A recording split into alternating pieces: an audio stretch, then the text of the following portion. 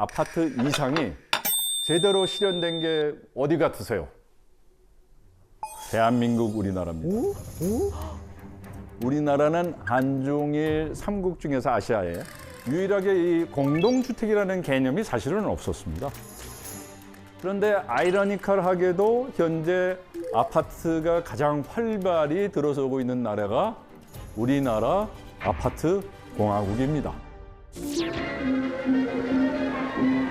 서울교회 성암동에 현대식 아파트가 준공되었습니다.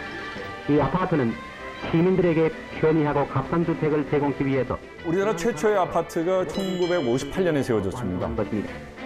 그 당시에 한 4층, 5층짜리의 아파트였습니다.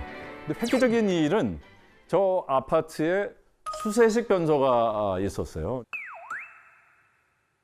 아침에 일어나면 신문지 들고 배 잡고 이제 공용 화장실 앞에서 재래식이죠. 앞에서 이제 내 차례 언제 오나 이러고 있다가 이제 사용했었을 즈음에 수세식 화장실이 아파트에 들어갔다는 혁신적인 일이죠, 그죠? 그래서 당시 준공식에 참석한 이승만 대통령이 이렇게 편리한 수세식 화장실이 이제 종암 아파트에 있으니 참 현대식 아파트입니다라고 본보기로 삼자고 하면서 칭찬했다고 합니다. 종암 아파트는 이제 방 2칸에 거실이 있고 주방이 있고 조그만 창고가 있었고 또 발코니까지 딸린 그 당시로서는 꽤 고급 아파트였습니다. 그리고 베란다 한쪽 귀퉁이는 조그맣게 간이식 장독대도 이제 하나 만들어놨습니다. 또 부엌에는 또 연탄 아궁이가 있었죠. 물론 연탄을 들고 거기까지 몇 층까지 올라갔었어야 됐었지만 아파트에 연탄 아궁이가. 연탄 아파트였었습니다. 그런데 종암 아파트가 막상 이제 분양은 잘 안 됐습니다. 분양이 잘 안 됐어요. 4, 5층밖에 안 되는 아파트에 들어가 사는 것이 높은 데서 살면 고공병 걸린다고 기피를 했습니다. 고작 5층인데. 자, 이후에 박정희 대통령 시절입니다. 그래서 그 당시에 이제 우리나라에 이제 주택난이 많이 이제 가중됐죠. 대한주택공사라는 게 있었는데 거기에 이제 대규모 아파트 건설을 이제 지시를 합니다. 이때 탄생한 게 바로 최초의 이제 단지식 아파트 개념을 도입해서 지은 마포에 있었던 마포 아파트입니다. 6층 높이였고요. 또 종암 아파트하고 마찬가지로 이제 수세식 화장실을 4배 갖췄습니다. 그런데 또 종암 아파트하고는 좀 다른 이유로 또 미분양 사태를 좀 겪게 됐어요. 사건이 하나 터졌습니다. 이 마포 아파트는 그 사건 때문에 동물 실험을 해야 되는 상황이 생겼습니다. 동물 실험이요?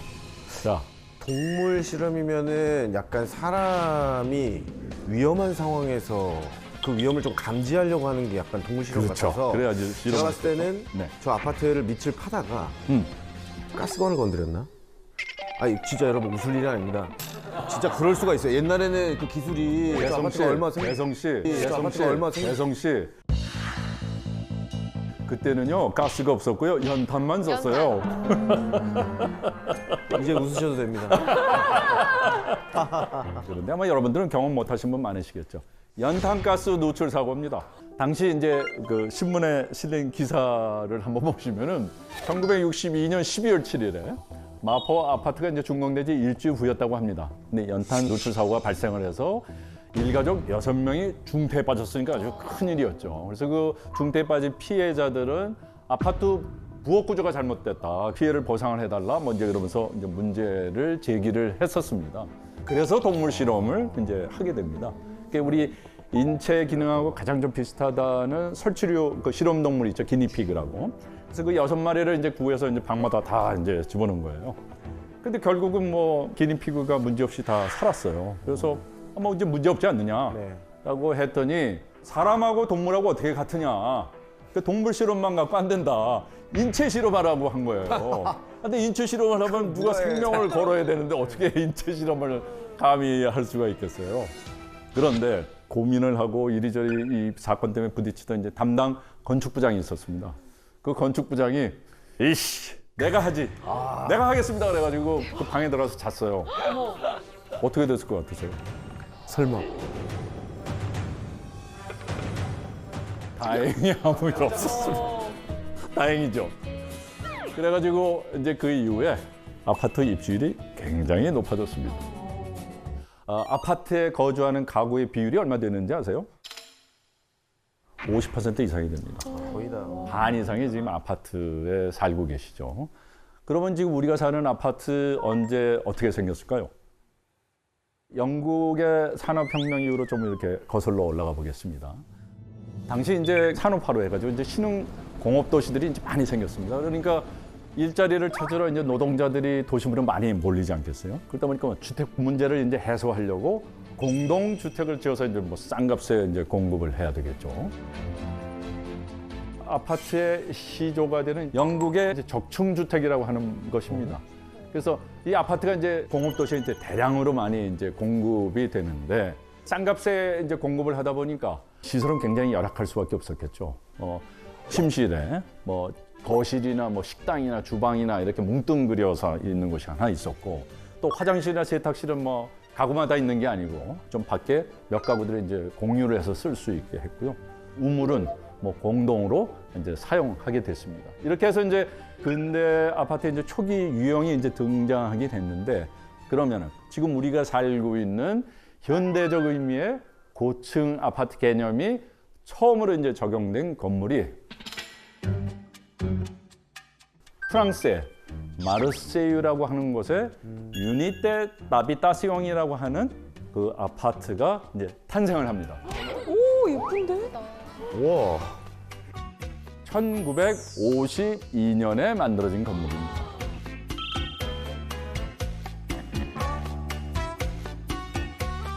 근데 뭐 지금 보더라도 뭐 어떠세요? 약간 부티크 호텔 오. 이태원에 비슷하게 생긴 거 있거든요. 네. 약간 그런 느낌 좀 있네요. 세련돼 보이는데요. 그렇죠. 지금으로부터 한 70여 년 전에 이제 지어진 집인데도 불구하고 뭐 손색이 없습니다. 지금으로 보더라도요. 자, 이 유니테 타비타시옹은 20세기 그 현대 건축의 거장이 있습니다. 르 꼬르부지에라고 하는 건축가입니다. 그래서 이분이 이제 설계를 했고, 자 지금 보시는 건물들이 이 꼬르부지에가 설계한 현대 건축물들입니다. 그러니까 상상을 해보세요. 이런 건물 이전은 다 우리가 보는 유럽의 클래식한 건물들이었습니다.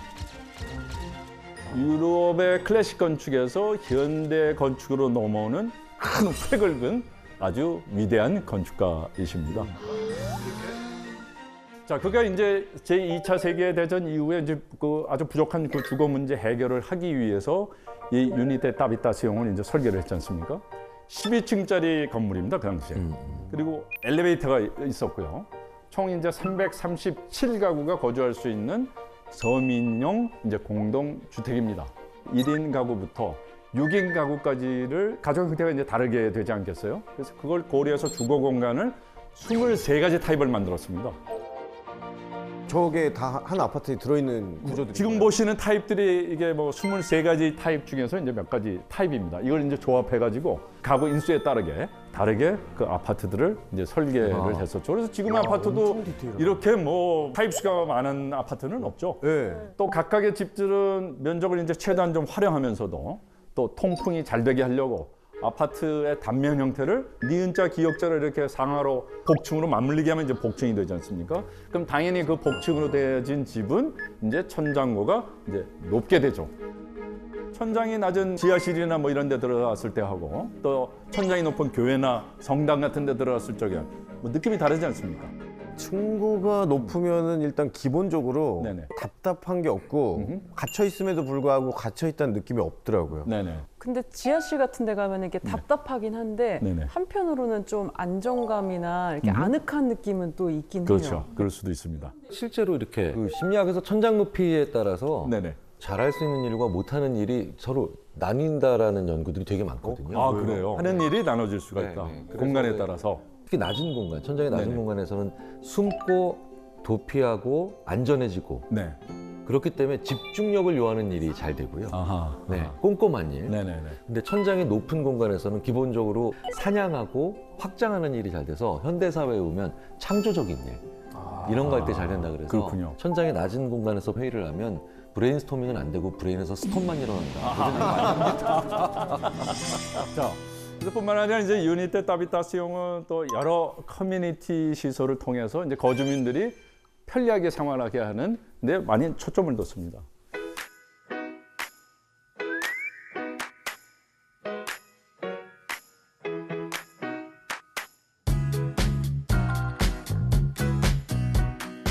웬만하면 여기 살면은 밖을 나갈 이유가 거의 없습니다. 거기에 뭐 식료품점, 카페, 뭐 미용실, 꽃집 등이 다 이 한 건물에 들어가 있어요. 이런 편의 시설들이요. 주상복합 아파트의 개념입니다. 아, 진짜 호텔 같아요. 호텔도 있어요. 진짜 호텔이었어. 방이 그렇게 많지는 않지만은 부티크 호텔도 있습니다. 그래서 여러분들 여기 가시면은 부티크 호텔을 살 수 있고요. 너무 좋다.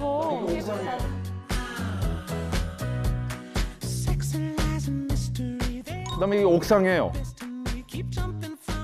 옥상에 수영장이 있고 생각도 또 못한 정도. 정원도 있고 진짜 예쁘게 만들었다. 되게 요즘 스타일. 네. 그죠? 또 뭐가 있는지 아세요?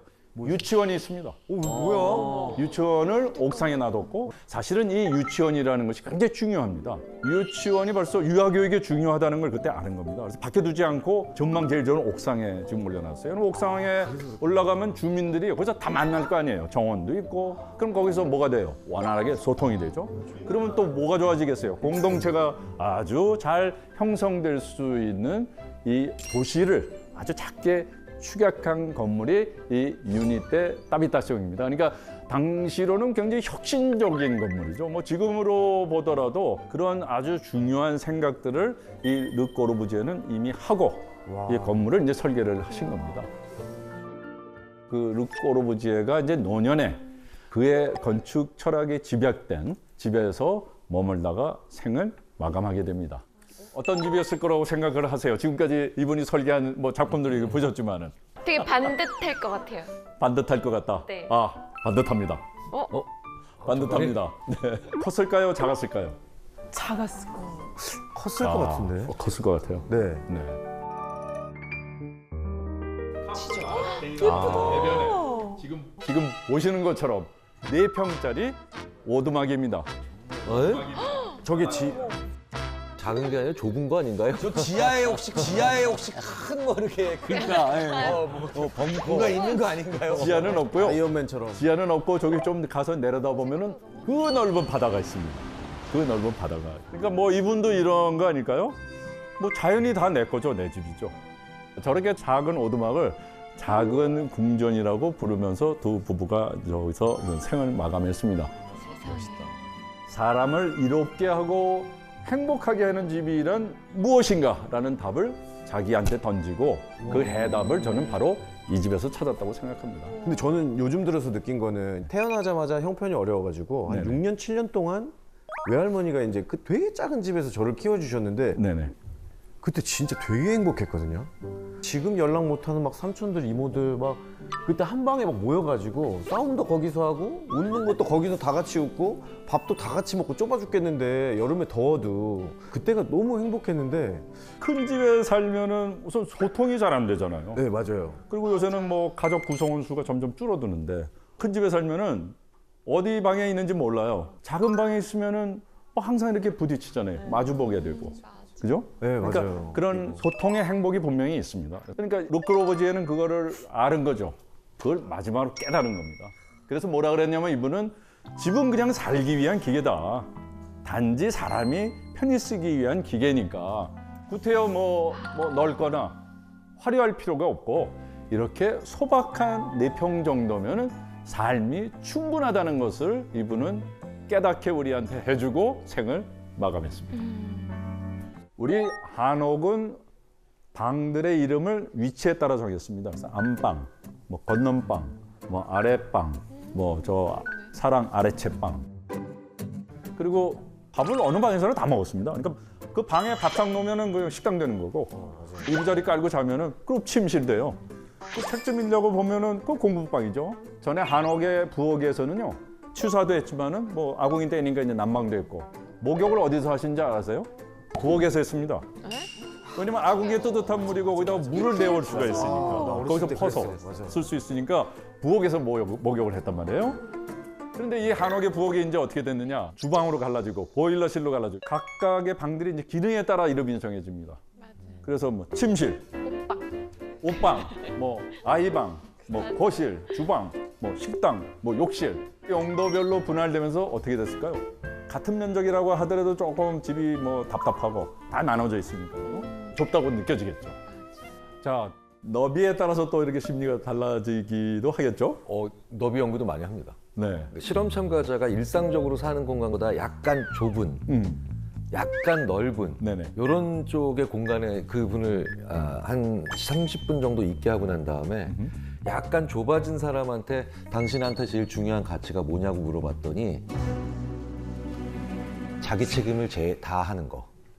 각자 할 일을 잘하는 게 그게 굉장히 중요한 가치라고 생각한다고 대답을 하는데요. 오. 약간 넓어진 데서 네. 평상시 공간보다 약간 넓어진 데서 한 30분 있게 하고 난 다음에 중요한 가치관이 뭐라고 생각하느냐라고 했더니 사람들이 다른 사람과 잘 협동하는 거. 아하. 가치관도 바꿀 수 있더라고요. 그 너비에 따라서. 네. 그래서 바로 이 부분이 이제 사람이 공간을 만들고 다시 공간이 사람을 만든다는 그 이유이기도 합니다. 한옥의 가장 특징 중에 또 하나는 가운데 마당이 있다는 겁니다. 저는 주장하기에 마당이 없는 한옥은 한옥이 아닙니다. 마당이 있어야 한옥입니다. 한옥의 정신은 마당에 있거든요. 근데 이 마당은 바로 무엇을 의미하느냐? 하나는 자연을 의미합니다. 뭐 눈 오고 비 오고 바람 불고 뭐 흐린 날 맑은 날 다 느낄 수가 있겠죠. 또 마당에서 기능이 뭔지 아세요? 이런 자연하고 소통도 있지만은 전에는 우리 결혼식도 했어요, 마당에서. 결혼식도 했어요. 뭐 생일 잔치는 당연하고 김장하죠. 요새 김장들 잘 안 하지만은 장례식도 했어요. 그래서 그런 다양한 집안의 행사들을 다 마당에서 했습니다. 근데 지금 아파트를 어떻게 합니까? 이런 행사들은 다 밖에 나가서 해야죠. 뭐 아파트 내에서 할 수가 없으니까. 마당이 없어지고 대신 거실이라는 우리의 그 소고 생활적 기능이 이제 차지를 하게 됩니다. 자, 이렇게 해서 이제 자연을 대신해 가지고 거실 한가운데를 차지하고 있는 것이 무엇이에요? TV. 또 하나 있습니다. 소파. 맞습니다. TV와 소파가 이 우리 마당을 대신해서 거실 안에 자리를 잡고 있습니다. 자, 그래서 자연이 아닌 미디어하고 소통하면서 우리가 많은 시간을 아파트 생활에서는 이제 소진하고 있다고 이제 볼 수가 있겠습니다. 이렇게 이제 삶의 공간이 한옥에서 이제 아파트로 변화함에 따라서 그 안에서 사는 우리의 삶의 양식이나 또 사고방식도 많이 변화해 온 것을 이제 아실 수 있을 겁니다. 사실 저는요, 주택 설계 때 저는 거실을 안 만들어줍니다. 그래서 제가 악평이 높습니다. 거실은 되게 중요한 공간 아닙니까? 가족들끼리 모이죠? 네, 네. 그럼 많이 소통할 것 같죠? 네. 아닙니다. 리모컨 갖고 싸웁니다. 그랬던 것 이거 같습니다. 틀자 저거 틀자 하고. 맞습니다. 그러니까 이거 소통 공간이 아니고 이게 갈등의 공간입니다. 거실이 저한테는. 그러나 대신 이제 그 가족끼리 소통할 수 있는 식당이라든지 아니면은 책을 같이 읽을 수 있는 뭐 독서 공간이라든지 뭐 음악을 같이 듣는다든지 가족들끼리 이제 취미를 서로 공유할 수 있는 공간으로 만들어줄 것을 이제 많이 노력을 하면서 제가 뭐 주택 설계를 하고 있습니다.